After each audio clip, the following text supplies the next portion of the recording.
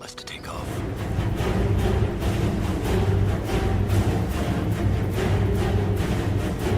I am vengeance. I am the night. I am Batman!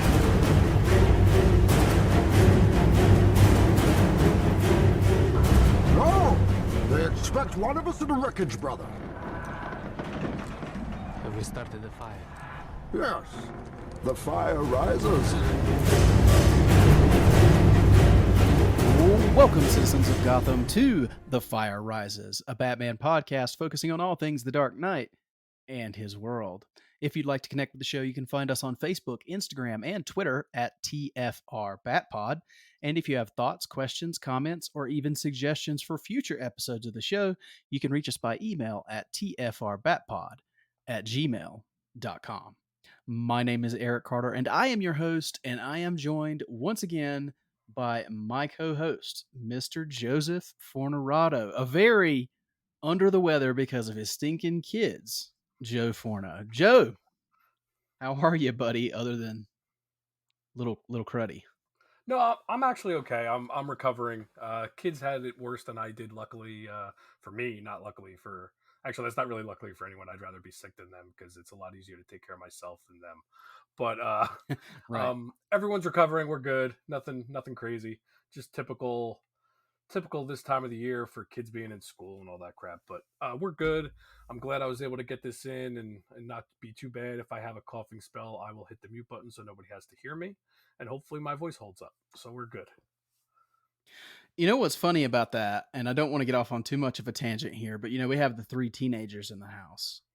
And yeah, that was one of my fear when they moved in, is that, because you hear all these nightmare stories about kids going to school and getting everybody sick and bringing it home.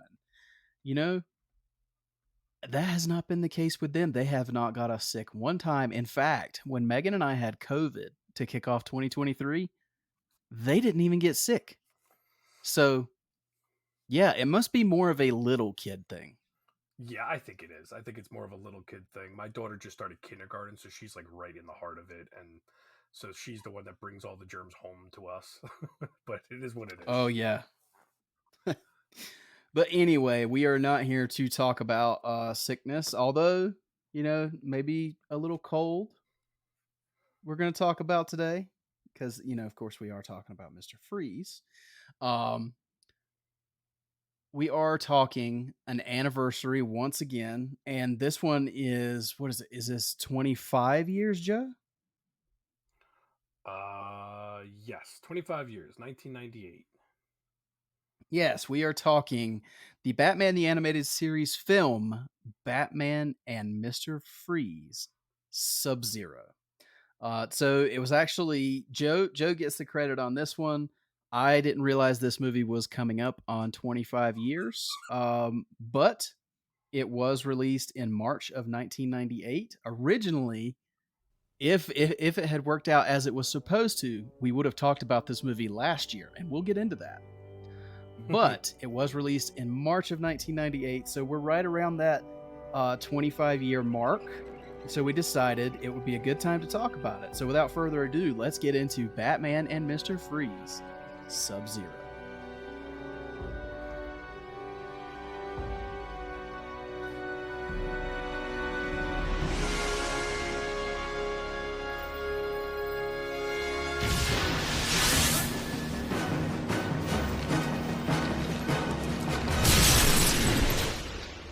All right, Joe. So again, we are talking about this 25-year-old animated film, which is the second of the 4 DCAU Batman films. And it is kind of a sequel to Mask of the Phantasm. Not really, very loosely. But it is, I would say, a sequel to the Mr. Freeze story in the animated series. Is that fair? It seems to almost act as like a bridge between the animated series and the new adventures to an extent, or maybe just an extension of Batman the animated series, because it is, like you said, it continues the Mr. Freeze story. And I don't know how much you want to get into it right away, but it actually made them change the content of an episode to the New It Adventures. it did, and since we're talking about like kind of the lead up to the movie, because before we kind of dive into some of the story points, yeah, um, that is an interesting fact that I was reading as well. That Bruce Timm had no idea that Boyd Kirkland and Randy, is it Randy Rogel? Rogel. Luckily, it just came on the screen for me as you were saying that. Yeah. So Bruce Timm had no idea that they were writing this story, and it sounds like it kind of got sprung on him, and he had already had a story idea for resurrecting Nora Freeze, and then they presented this movie. Apparently, it was gonna get made, and Bruce Timm had to change an episode. Now, I didn't dive much into what the changes were or what happened after that. Did you read any of that, Joe? So it's the Holiday Nights episode, and it was based off Hmm. of the Holiday Nights issue in the comic series. So it was already Hmm. written, and he was going to adapt the comic into the episode. He had to leave the Mister Freeze part of that issue off because the story didn't match what happens in this movie. Apparently, I don't remember much about that issue as far as the Mister Freeze story goes, but apparently in that story, she has passed away, and obviously in this movie she survives, so it would have changed the dynamic of the continuity here if they adapted it perfectly. So I guess he just chose to leave Right. it off, and I guess for time's sake it worked out because they adapted three stories from that comic and it fit the 22-minute episode perfectly. Yeah. And it's not the only like change that was made because of other outside influences. This movie was also meant to be a tie-in to 1997's Batman and Robin. Of course, we have the Mr. Freeze connection there. But then Batman and Robin came out, and which is interesting to me because how long before or after was this supposed to come out? But because did they already know it was bad? I don't. Yeah, that part is a little fuzzy to me because I remember when this came out, the following year. But yeah, when was that decision made? Or I mean, because this is pre. It's not pre-internet completely, but it's pre. It predates when we actually followed this stuff like we do now, obviously. So I don't know when that was determined or when they decided, okay, let's hold off on this. Was it before the movie even came out and they kind of saw the writing on the wall already? Like it's very interesting how they made that, because you would think this was supposed to come out prior to the movie if it was going to tie in, right? Or to at least push the film, or I mean if it was going to come out right after. I don't know. Yeah, and for all intents and purposes, I mean, the information on the internet is sketchy at best. I mean, there's stuff on Wikipedia, there's stuff on the wiki links, um, and all of it kind of looks like it was supposed to be some sort of tie-in for Batman and Robin, and then of course, its release date was pushed back supposedly after poor reception of Schumacher's film. Now that doesn't really tell us whether that was after the movie had premiered or whether that was during, whether the studio didn't like the movie, but from all things I've ever heard, people were raving about the dailies that they were seeing when Batman and Robin was being made. So I don't Mhm. know. It's kind of tricky how that works out. Like you said, it's kind of fuzzy. It's confusing a bit. Yeah, and there's not a lot of Um, information behind this film in general. no. And I will say this, even for a DC animated film, this is an exercise in brevity. This is not a long film whatsoever. Most of the DC animated films we get what, about an hour 15 out of them, something like that. Yeah, at the low Hour, end. yeah. This one's 66 minutes, so it's just over an hour.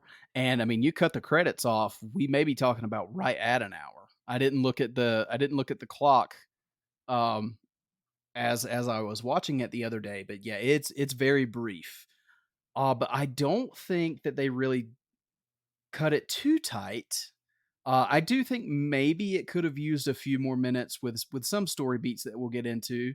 But overall, man, I really like this movie. And fun fact, it's one of the highest rated Batman movies so far as reviews that has ever been released, and that includes live action or um, animation. I don't know if you saw that or not, Joe. No, I actually didn't look at any of that stuff as far as the reviews and everything like that. But I could see that though, especially with the time it came out, where I mean, having come right off of Batman and Robin, people were probably much more likely to forgive any misgivings this had. But Yeah. Okay, so here's a fun fact for you on Rotten Tomatoes. The only Batman movie that has a higher rating than this one is The Dark Knight. wow. Even Mask of the Phantasm is a little lower than this one ratings wise. I don't think I Which I realized know you did. Yeah, I didn't realize Mask of the Phantasm would have been lower than Dark Knight. Yeah, it's got a 87 and The Dark Knight has a 94. Hmm. Which I know, Rotten Tomatoes is not the end all be all, but for these intents and purposes, it is an interesting fact. Um, but yeah, and I don't know that I definitely don't like this one better than Mask of the Phantasm, but I can see why a lot of people did at the time and definitely do now. What's interesting, and I think I'll wrap it up here on the kind of priors that I have before we talk about the story. I think that the production quality, the animation, I think it's actually better. It's crisper. It looks better in this film than it does in Mask of the Phantasm.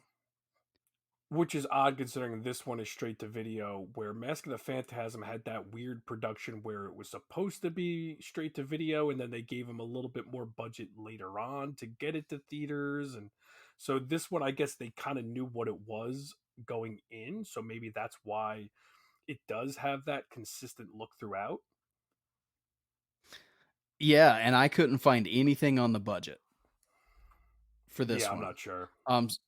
So I don't know if it was higher than Mask of the Phantasm, if it was similar, I don't know. But there's definitely more use of the kind of digital technology so far as it almost sort of would you consider it CGI with like the bat wing and things like that? Yeah, it's like that early style of like they use it more for just the 3D scopes of certain things. Mhm. I really noticed it at the beginning of the movie. There was a submarine, and I noticed it every time they used the Batwing. Hmm. Is that that style kicked in, Yeah. which had to have been a little bit of a more of an expense. But even the regular hand drawn animation, there's just moments in the movie where it looks, I mean, top notch, and even surpasses, I think, the look of Mask of the Phantasm at times. But anyway, let's kind of get into the story. And we're not going to do a spoiler free section or anything like that. This is a 25-year-old movie. So be warned. We're just going to kind of talk about this movie. But Joe, I guess a good starting point is what are some maybe nitpicks? We'll start a little negative if you have any. And then what are some highlights of the film for you? I wouldn't say I really have any nitpicks other than maybe and I wouldn't even call this a nitpick because I think it could be even an advantage is the shorter runtime. Maybe it would have been better to have a little bit of a long runtime, but I think it's kind of refreshing to just watch this, quick Batman animated film that really just gets to the point, still fleshes out the story enough, and you get some great action and yeah, like I can't think of any really huge negatives. The one thing I'll say that caught me off guard is because I haven't seen this in a while. I'll admit, I was like, oh, this is like a huge Batgirl story. I can't remember who voices her. Is it Melissa Gilbert or Tara Strong? And it's neither. Did you remember that it was a different Batgirl actress, voice actress for this? So I did not remember before I watched the film. I knew as I was watching the movie that the voice didn't sound. I knew it wasn't Tara Strong. But then I was Yes. kind of surprised when I looked at the cast listing and it was Mary Kay Bergman. who I Yes. have no knowledge of.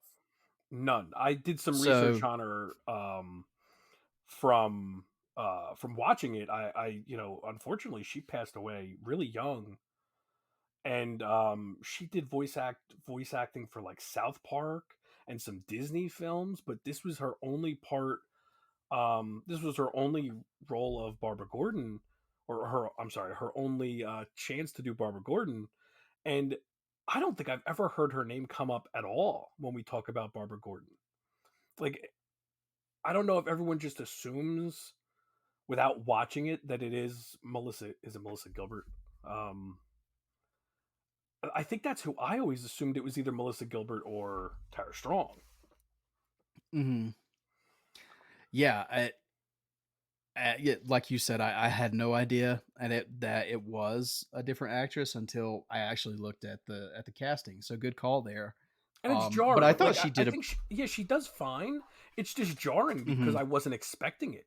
It's like that what's it Mandela effect, where like in my head it was always Tara Strong, I guess. And I think it's the most jarring when she first arrives at the party at the yeah. beginning of the movie. Hmm. When she's talking to Jim and Bruce, it's like, whoa, that is not the voice I expected. And then it kind of blends Yes. as you keep watching the movie, and I think it starts to not be that big of a deal afterwards. Hmm. Yeah, I agree. Yeah.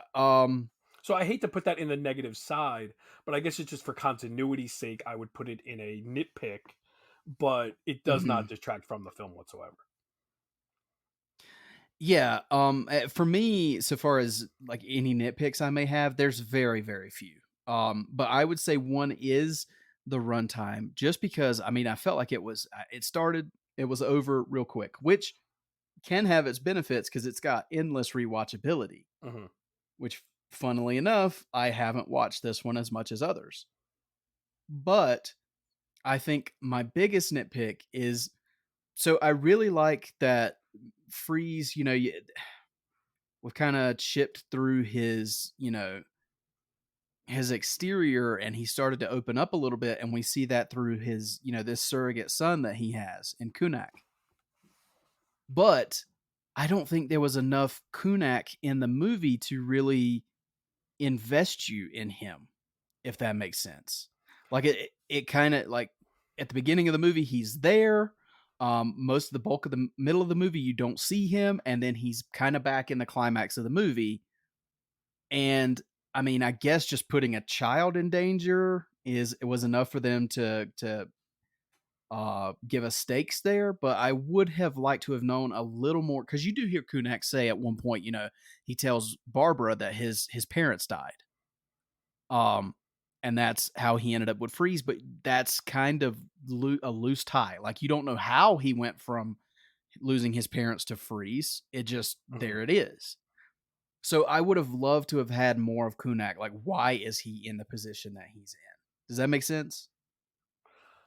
I can see from a filmmaking standpoint why you would want that. In a Hmm. Batman film, I don't need it.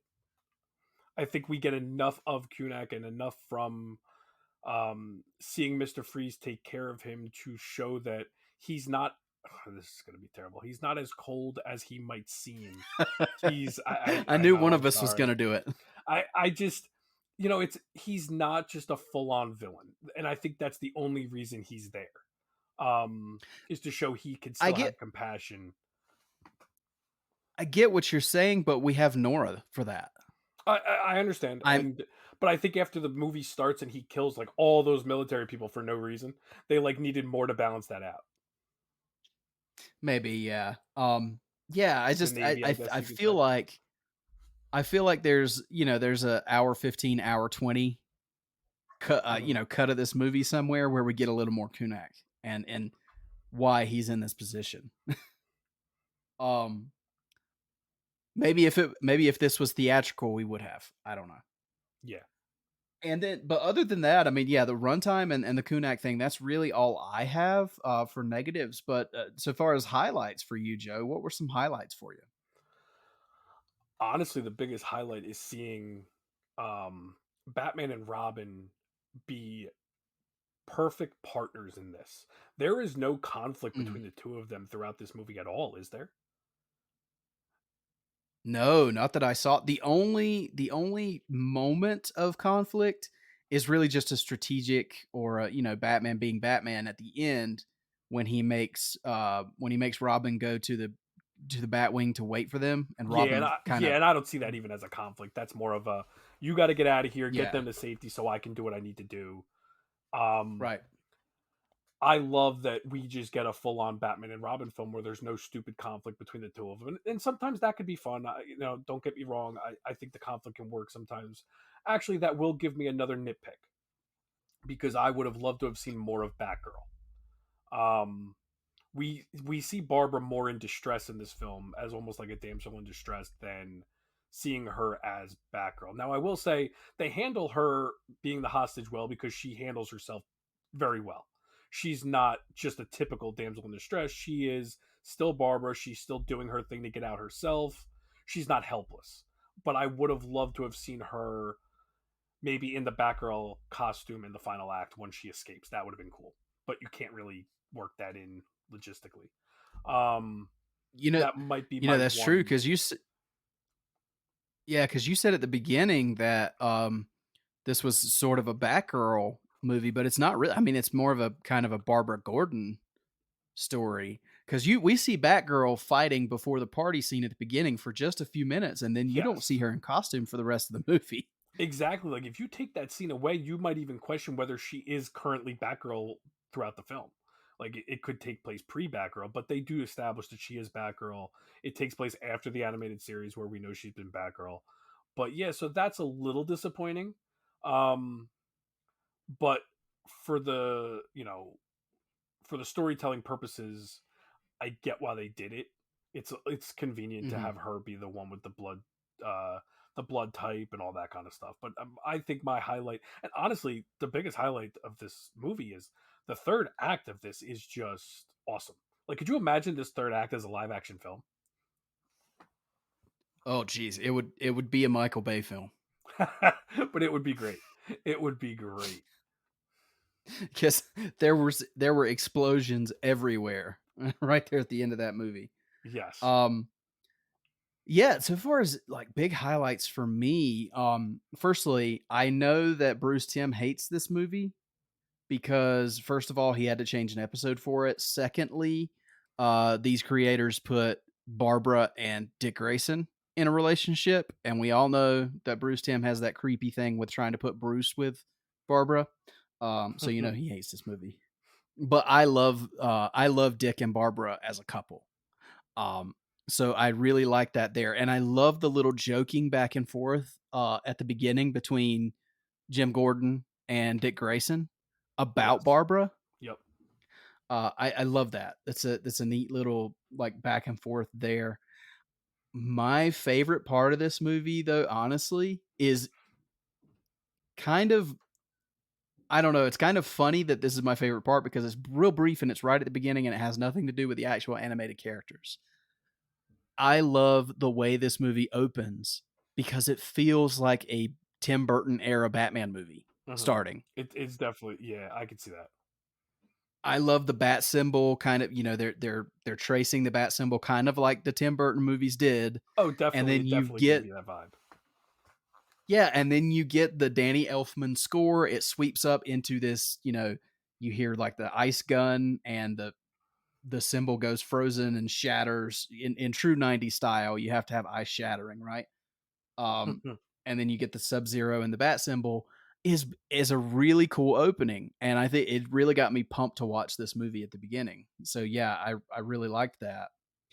And then you could call this movie kind of repetitive with the Mr. Freeze story because it is Mr. Freeze trying to get a cure for Nora again. But that for some reason, this version of Mr. Freeze and this story that they go through is just so damn compelling. And even though there are some tropish elements here, like of course we get Barbara Gordon at the beginning of the movie. Of course, she is the only person in Gotham who has the exact blood type that Nora has. They both share this rare blood type. and that's what causes Freeze to go after her because he needs an organ transplant to save Nora.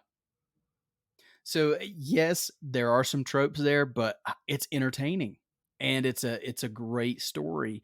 And I love that this villain, this Batman villain in particular, isn't just out for chaos like the Joker or greed because it needs money or just a random crook. I do really really like the methodology behind why Mr. Freeze does what he does. And I think it works out very well in this movie because even though you have seen a softer side of him with Kunak and trying to preserve Nora and trying to help her continually, at the end of the day, when he wants something, especially when it comes to Nora, there's no stopping him, and he doesn't care who he has to hurt to get to accomplish his goal. So yeah, so far as that, I think this is were there free stories in the new Batman Adventures after this movie? I can't remember, Joe. There's definitely one. There's that weird one where he's like in like a. I'm trying to remember if that was the New Adventures or if that was. There's definitely one because he's got a different suit. He's a different design. Um, and then there's also the episode of Batman Beyond where he's like in a weird robot costume and stuff. Yeah, he's the spider thing that crawls out of Yeah. the suit. But there's definitely a New Adventures episode because he I remember the different design. I don't remember the storyline. I don't remember what exactly happens. Like, it's very possible Nora dies in that one. I don't remember. But Ye- oh, go ahead. Well, there is so there is trivia.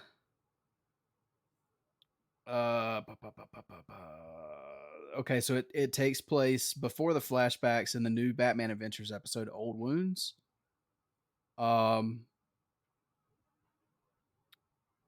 Also picks up after the events of Deep Freeze and Batgirl returns, the final two episodes of the animated series. So yeah, so apparently there is a little bit more of him in the new Batman Adventures, but for whatever reason I cannot remember what that episode was.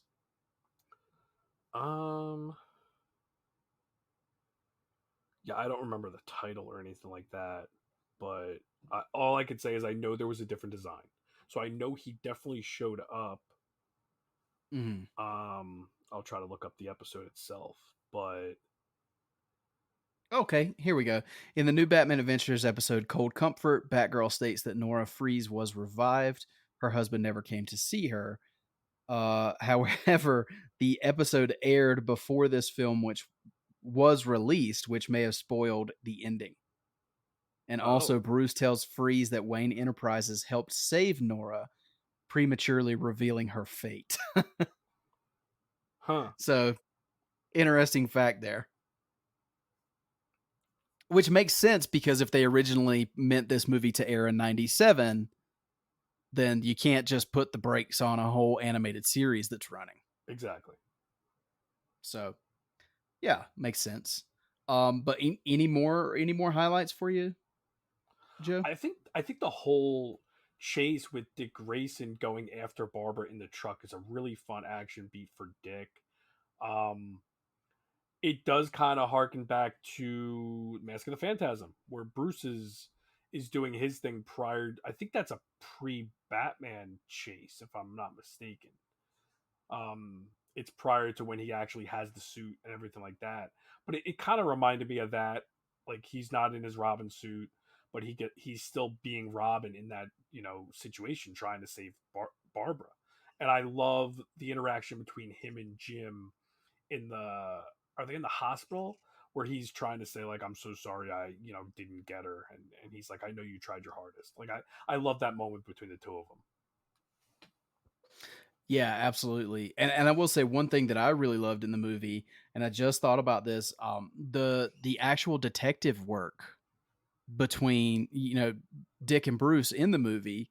I love that sequence where they're trying to figure out where Freeze has taken Barbara, and they're listening to, was it footage or audio, Yes. and the Bruce hears a ship's foghorn, Hmm.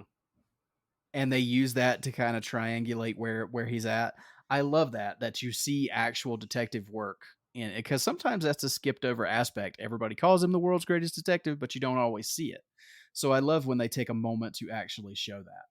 Exactly, and it's just a quick thing. It's not like he's, there's also that, people want him to, being a detective means, using a magnifying glass and doing all this stuff. Like he doesn't have test tubes out and he's examining things. No, he's observing, and that's him being a detective.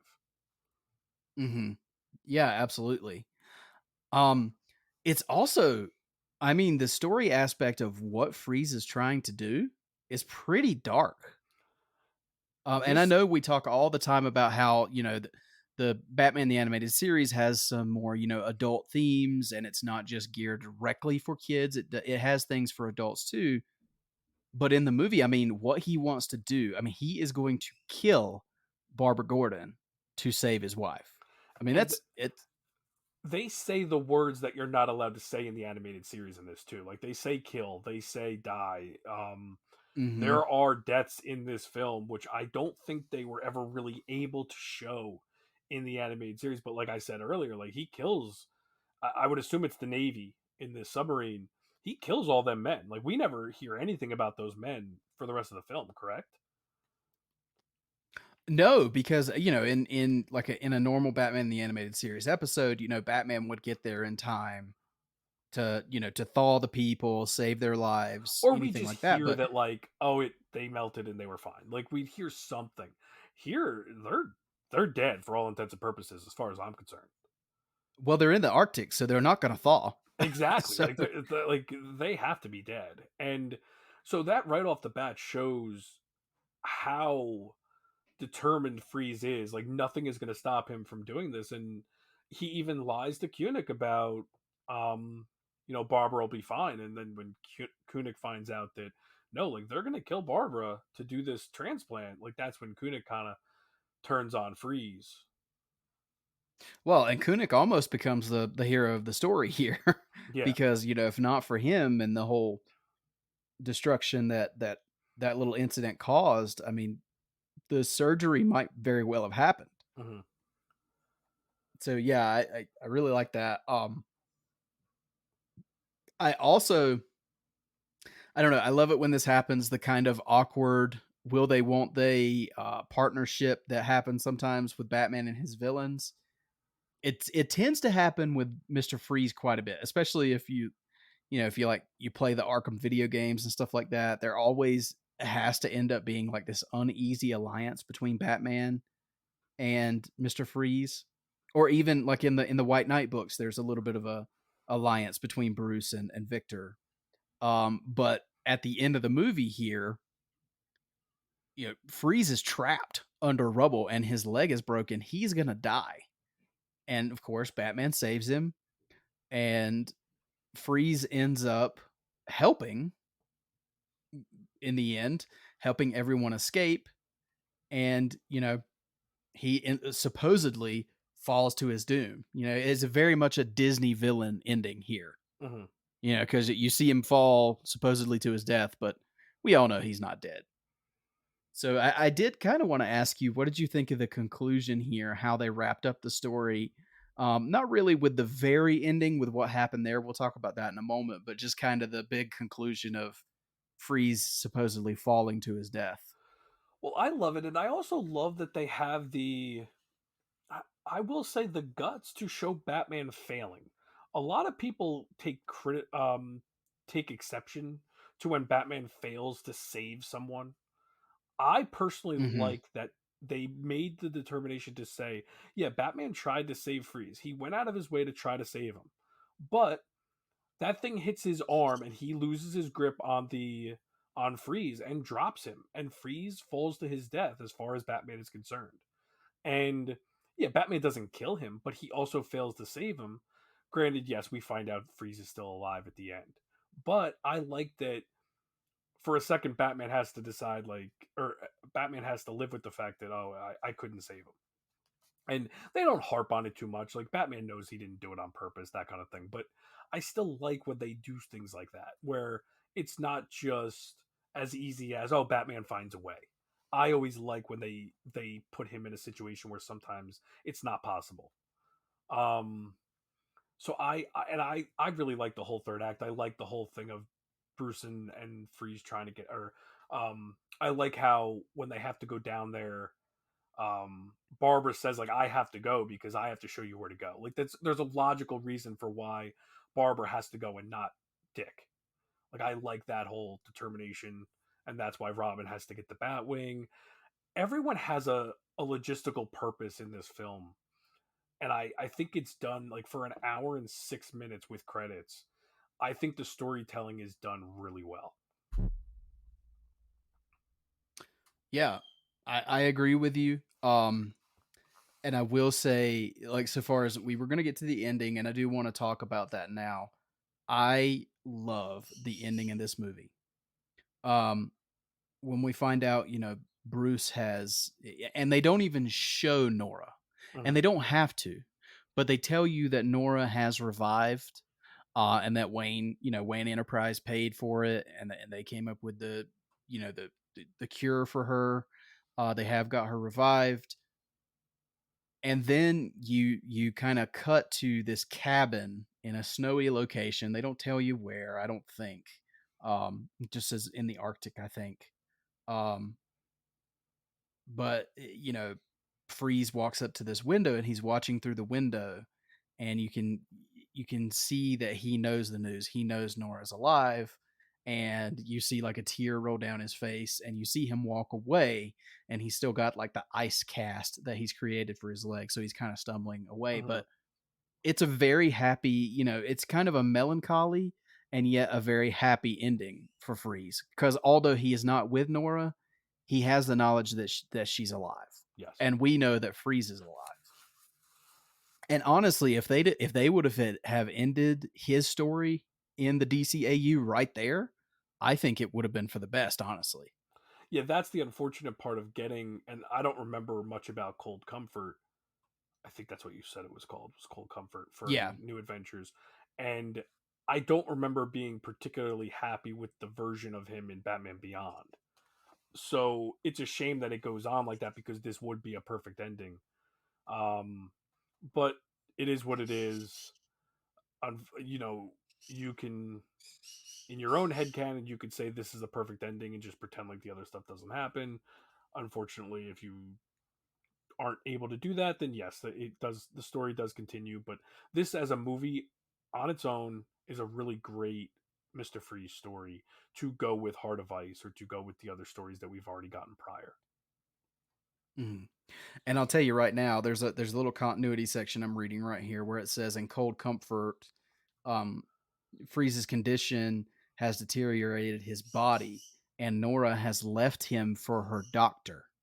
See, that screams of Bruce Timm right there. like, why do that? Like soap You opera. had this beautiful, yeah, you had this beautiful, perfect ending with SubZero, and now you have, it's kind of a crap way to continue his story with this woman that he's loved and has spent everything he had trying to save her, and now she is saved, and she decides, yeah, well, I'm gonna go with my doctor. So I don't remember. Was Deanie less involved in the New Adventures? I don't know about the New Adventures, but it's interesting that you bring that up, because Paul Dini has mentioned that there was some friction apparently in writing this movie, Hmm. because he really wanted to do it. Hmm. He was quoted as saying that, I really wanted to do it. I felt if this movie was going to happen, I really wanted to be a part in writing it. It was one of those things where it was just a time commitment. And despite the project ultimately being helmed by Boyd Kirkland and Randy Rogel, Dini still attempted to commit as much time as he could to it. He said, I did a few weeks' work on it, sort of like an unofficial story editor, going over the story and suggesting some changes here and there. I went to a couple of the recording sessions and added a few things here and there, but my involvement with the actual story was very slight, other than providing the original stories they took their cues from and going in and making a few suggestions. Okay, that was So going it to be my sounds like question: was who came up with the actual story, like the story outline? Kirkland and Rogel already had the story outline. Okay.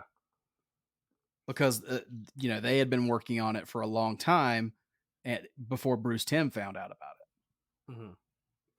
So it does sound like they had the original story outline, and Paul Dini like came in and offered some tidbits, but he wanted to do more, but due to time commitments, he could not.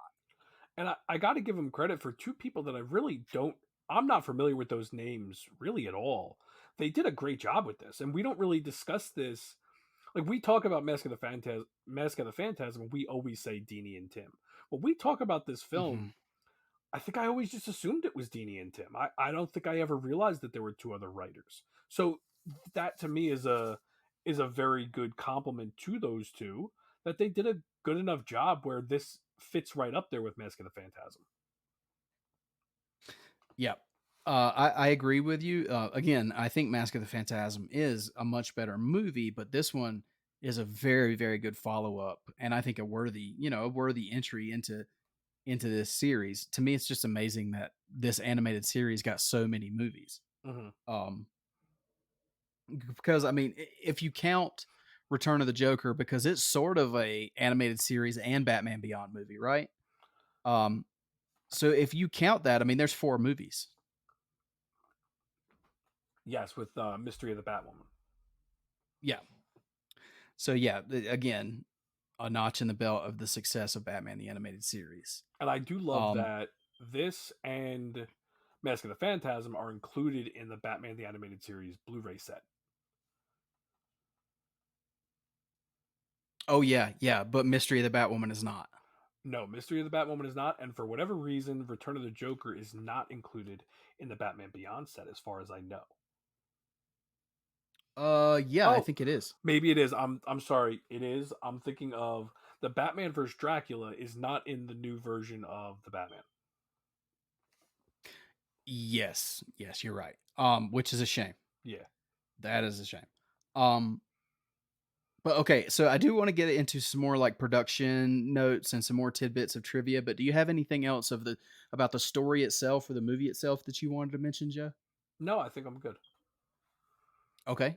The one oh yeah. How did we not mention the polar bears? So I know this was a big talking point when we ranked the animated films with Holy Batcast, but I think we all talked about how much we loved that Mr. Freeze had polar bears, and it even more so after watching this again on a rewatch. I love that he has the perfect pets for his theme, and they're animated beautifully. They're aggressive when they need to be, but they're also they kind of have this sweet side too, which is so interesting for animated animal characters. But yeah, I really love the polar bears. Yeah, So and I I love would that. have been I'm sorry, I love that they're dispatched without actually being killed. I love that they survive still. yeah, because I mean you don't want the animals to die. No. So People, yes. Animals, no. yeah. So just a few things that I noticed when I was kind of looking through the some of the research pages I was looking at. According to Boyd Kirkland, the crew was tasked with making a simpler, less dark, more kid-friendly story than Mask of the Phantasm, and one that could be cross-promoted with Joel Schumacher's Batman and Robin film. And he said, with this in mind, since the last film had been all about Batman, we decided to have him play a less central role in this one and focus more on Robin and Batgirl instead. Which, knowing the characters that were in Batman and Robin, because we had the premiere of Batgirl in that, it makes a lot of sense that all 3 of them were in this movie as well. Oh, definitely. And I think that is the huge selling point, is having the 3 of them in it. I think that is why, as I'm thinking of it, the more we talk about this film, that is a nitpick, is that I wish we got more of Batgirl with them. Exactly. Yeah. Because when they say more focused on Robin and Batgirl, well, half of that's true. Yeah, There is more focus on Robin. it's very focused on Robin and Barbara Gordon's relationship, which I think is the big plus to this film. Hmm. Which Yeah. that's my favorite part of the movie, is Dick and Barbara together here, and it, like I said, Dick's chase to save Barbara is one of the highlights of the film as well. And I just wish And again, in an hour and 6 minutes, how do you how do you have Barbara be captured and still find a way to get her in the Batgirl suit at the end of the film? That's kind of hard. But I'm thankful at least they gave us a little bit of Batgirl in the beginning. Yeah, exactly. What's interesting to me about that whole statement about making it, simpler, less dark, more kid friendly, that sounds like a line from WB at the time. Um, It also because of doesn't sound course, like they really went through with that. no, it sounds like they kind of missed the mark on that directive because not only is this a better movie than Batman and Robin by far, this is a darker tone by far than Batman and Robin. Oh yeah. Um, it has darker elements, of course, with the potential murder of Barbara Gordon and things like that. So I do think they missed the mark on their directive, but it worked out for the best. They I tricked them, that's for sure. think. Yeah. Um, so I don't even remember. I don't remember this song from the movie unless it was over the credits or I missed it or something. But there's a song, The Flamingos, I Only Have Eyes for You. Yeah, that's Was got to be this the over credit the song. end credit? It's got to be the Yeah. credit song, yeah. So it was chosen by Kirkland and Rogel as the two believed it helped make the show and characters seem more real and less of just a cartoon, which that in itself goes completely against what we just talked about with their directives. That sounds like the opposite of anything Joel Schumacher, doesn't it? Yeah, it's definitely interesting, but I don't, to me, when I heard the end credits, and I could be remembering this wrong, but I felt like it was similar to the end credits to Mask of the Phantasm, where they just had this, pop song at the end of it. Yep, exactly. And then back to the CGI. According to Kirkland, the CGI division employed for this film, Warner Digital, was set up out of a desire to incorporate CG in the original run of Batman the Animated Series. Ultimately, they weren't able to utilize the team until Mask of the Phantasm. And we know that's kind of the cityscapes that you get in that Mm-hmm. movie. Yep.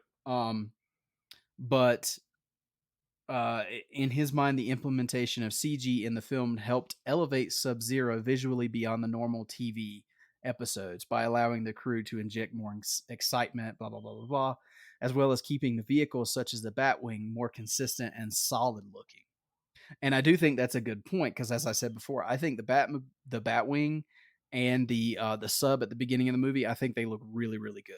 You look at some of that 90s CG sometimes in animated stuff, and it doesn't hold up so well, but I think it looks good here. Yeah, and even a little bit of the sequence with Dick's motorcycle is CG, and it looks great too. Mm-hmm.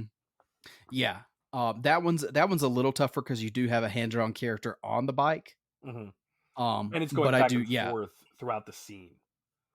yeah. But I agree, it does look really good.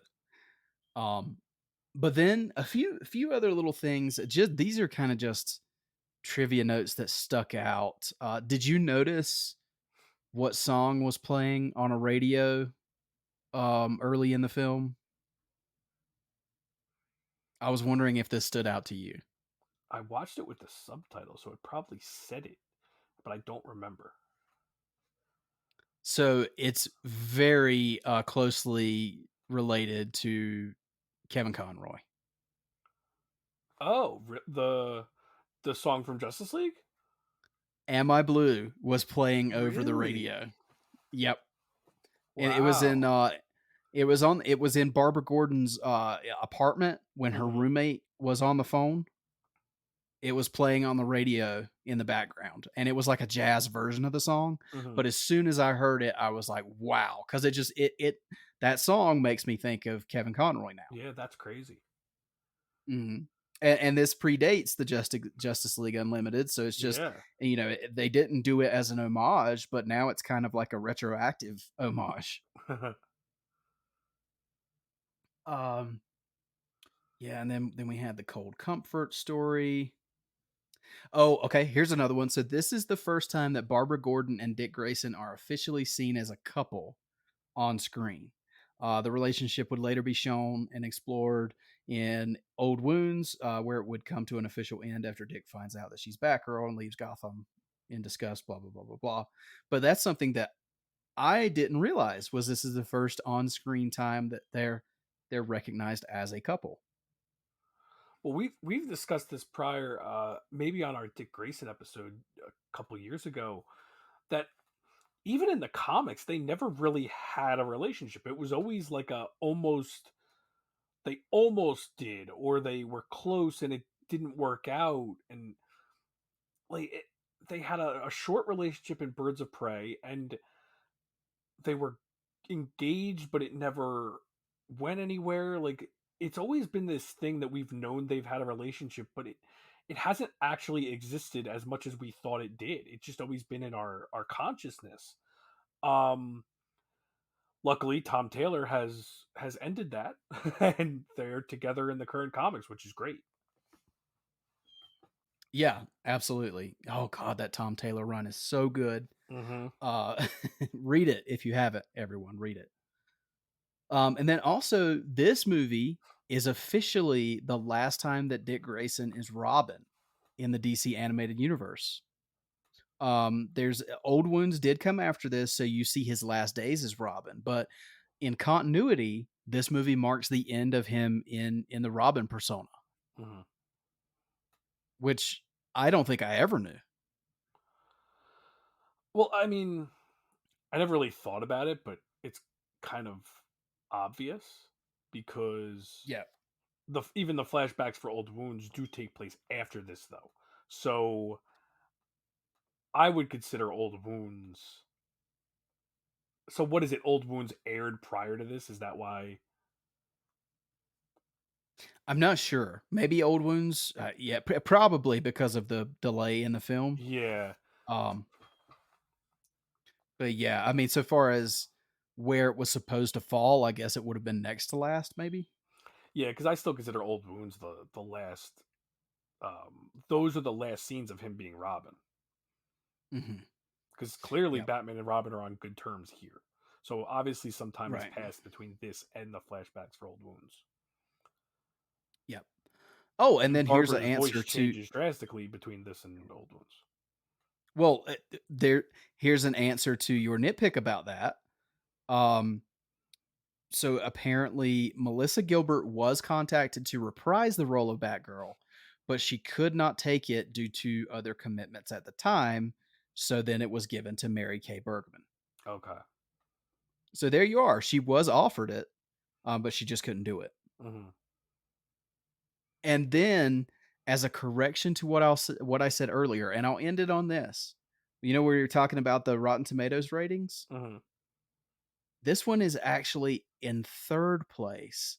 The Dark Knight is in second place. Do you know what movie is above The Dark Knight? Well, if it's like a DCA, if it's like one of the straight to video ones, I'm not counting it. It's Under the Red Hood. Oh, okay, that's right. It's 100%. So Yeah. there you are. It's tough when with the animated films, there's only like 10 ratings for the most part. Like there's not a lot of reviews for the animated ones. No, you're right. But I mean, for something to be above The Dark Knight, I mean that's still Yeah. impressive, I think. But yeah, it's just a little feather in the cap for Under the Red Hood. But yeah, overall, um, and I get call this my final thoughts on the film. It's quick, it's breezy, it's a very very fun watch. Not perfect, but I do think a perfect ending to the Mr. Freeze story. Like I can headcanon it and look at this as the end and consider, whatever happened with Batman Beyond, just whatever. But I love the ending of Freeze's story here. I love how they resolve everything. And I don't know, just it's a fun watch and one that I do need to watch more. I always inevitably, if I'm going to watch a Batman the Animated Series movie, I pick Mask of the Phantasm. But yeah, this one is a very worthy successor, I'd say. And it's one that I had a lot of fun revisiting, and can't believe it's 25 years old. Gosh, we're 25 years away from 1998. That is insane. Well, Um, so here's one thing we didn't discuss. Do you remember the first time you saw this? oh, I mean, I'm sure I saw it on on TV in '98. I'm assuming, but I don't. So I Well, remember I rented it. I rented the VHS when it first came out. I remember like I don't think I even knew anything about it, or I saw an advertisement for it, and then I remember just like I couldn't wait for it to come out to rent it, and that's the first time I saw it. At my yeah. local video store, seeing like an advertisement for it or something.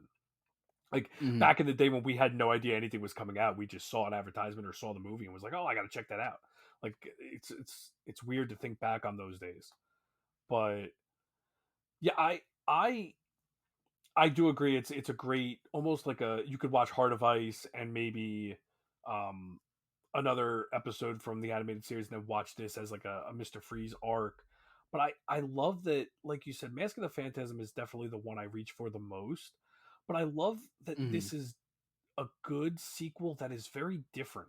You have Mask of the Phantasm that is a solo Batman film, an emotional film, an origin film to an extent. But then this one you get Batman, Robin, and Batgirl. They're so different. They're they're both great stories in their own right, but they have a different flavor to them, to each of them. And I think that's what's so cool about it, and that's why I do need to reach for this one more, because it'll this is almost like just a quick fun movie, where Mask of the Phantasm is a deeper film. Mhm. Yep. Yeah, I agree with that.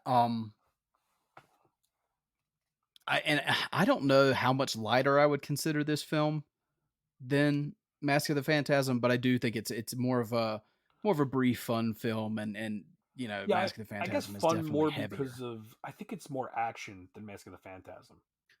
Yeah, it's not as much intrigue and kind of the noir aspects that Yeah. Mask of the Phantasm has. Yeah, I agree with that. But anyway, is anything else you think we're leaving out, or are you good on SubZero? No, I'm good with it. Awesome. Well, guys, I would love to hear your thoughts and opinions on, Batman and Mr. Freeze SubZero. So let us know what you think. We'd love to hear your feedback. It's one, again, like Joe said, that I plan on reaching for more often. But that is a great place to wrap it up for the day. So thank you once again, Joe, for joining me as always. So why don't you tell everybody out there where they can find you until the next episode? Thank you for having me. And it was I wanted to bring up the fact that I our last episode was closing out Batman the Animated Series, and we were able to sneak in one more tribute to it. Oddly Yeah, enough. that's on you, Joe. You brought up the anniversary, so Yeah, it's so crazy how that worked out. But yeah, thank you. If anyone wants to look me up, you can find me on Twitter, Instagram, and Letterboxd or Letterboxd as jforn11, and you can find me on Facebook as Joe Fornerato, FORNAROTTO. And I look forward to our next episode. To spoil that, hopefully we're covering a new movie in a couple weeks, Eric. should be our next episode. If everything works as it should, will be a review of Shazam: Fury of the Gods.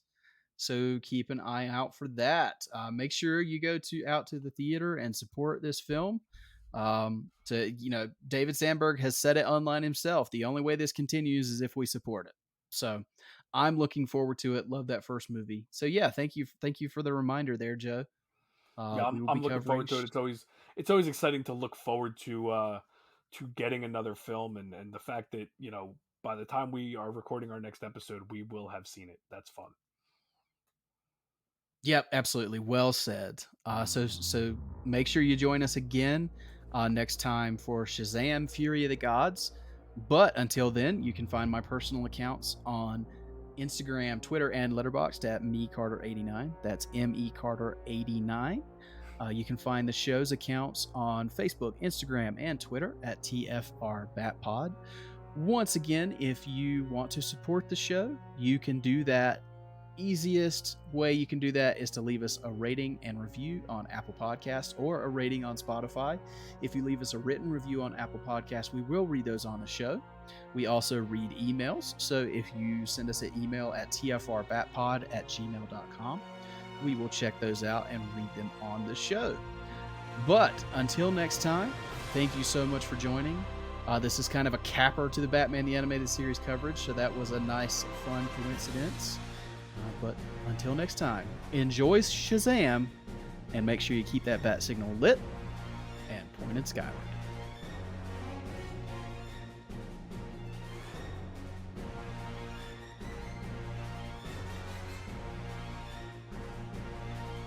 Batman was created by Bill Finger and Bob Kane and is the sole property of Warner Bros. Discovery. The Fire Rises, a Batman podcast, is in no way associated with Warner Bros. Discovery, DC Comics, or DC Studios. The thoughts and opinions of the participants of this show are their own and do not represent the companies that they work for. Thank you for listening. We'll see you on the next episode.